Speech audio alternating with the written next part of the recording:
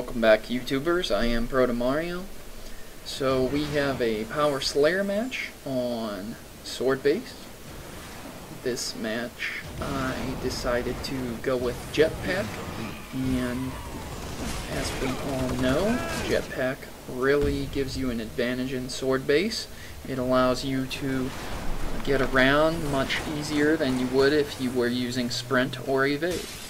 So what I'm going to talk about here today is pretty much some tactics on Swordbase that'll help you keep the game from becoming way too stale. So right off the bat, you kind of saw me pick up the sticky grenades. That's a really good thing that you want to do. You want to be the one to grab those stickies.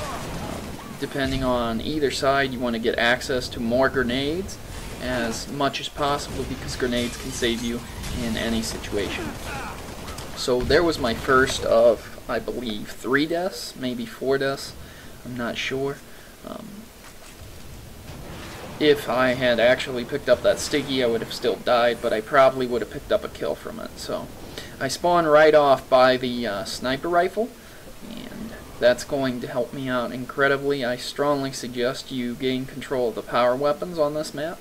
And one big tip I can give you guys is that if you're not good at sniping, if you're not the sniping type, then don't try to be. So as you can see, I'm not. So I'm going to go body shots to make sure I actually get a hit instead of going for the headshots.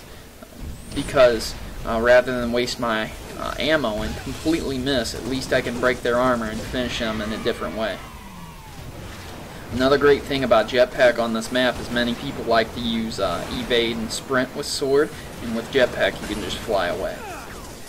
It is a double-edged sword though, because other people, if you're using Jetpack, more than likely a couple other people will use Jetpack too. You want to make sure that you know Swordbase pretty well when you're playing it, and the high congestion areas, the areas that get a lot of attention, are the lift room and the center and across from the lift room. Those are the areas that you definitely want to be focusing on while you're playing Swordbase, because most of the attention on the map goes to those places. So being in the small other areas, you're probably not going to pick up the major kills that you would if you were in those areas. So another thing I would like to comment on is the ability to think outside the box. Of course, Swordbase has access to certain areas that people might not be looking at, such as the area that I'm at right now. You can kind of see that I can catch a couple people by surprise by being up here. But do remember that if you do kill them and they do detect you up there, they're probably going to come for you. And I'm not really sure what happened there, but yeah.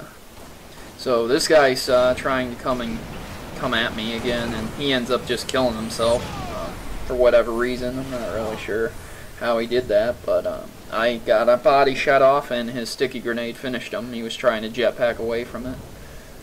Once again, you got to be very careful with Jetpack. It is a double-edged sword. If you don't use it correctly, it'll cut you too. So one of the nicer features about Jetpack is the ability to jump from the first to the third floor in this highly congested area, and a lot of people don't notice at the bottom there. They don't really think about it, like if a person has Jetpack or not, to look down and be aware that someone's below you. Hey man, you know, they might have a Jetpack. They could fly up, or they could toss up nades at you, so it's really not a good idea to stick on the edges of the bridge. That just attracts a lot of attention to you, and you can become a big target. So another weird thing happens here. I end up killing this guy with the needler, but I don't get the super combine explosion. It just ends up killing him for some reason. So that's not a big deal. I'm not really upset or mad about it. It's just I was confused on what happened. So remember guys, stick with your team. If you're going to go lone wolf, make sure you can get away from the enemy if you are going lone wolf.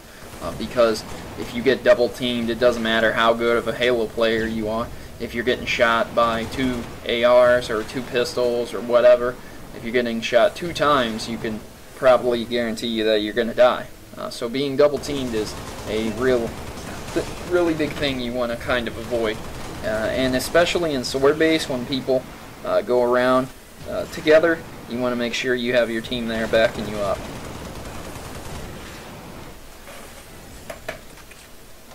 So I like to keep control of the sniper rifle because I may not be the best sniper and I may not be able to use it that well, but I definitely don't want it in the enemy's hands. And a couple of my deaths are attributed basically to me not watching my radar enough. I could have probably saved myself probably all the deaths that I had if I had watched my radar a little bit better. And that's a real shame because I really hate giving up kills just based because I wasn't watching my radar enough.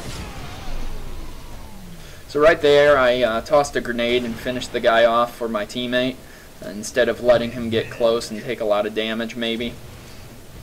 You could call it kill stealing, but I just think of it as helping your teammates out.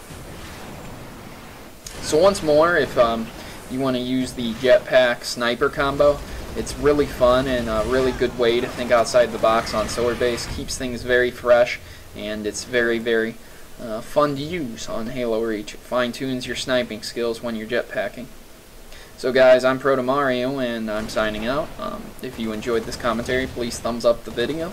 I really, really it really helps me if you thumbs up the video. And yeah, I'll see you guys next time.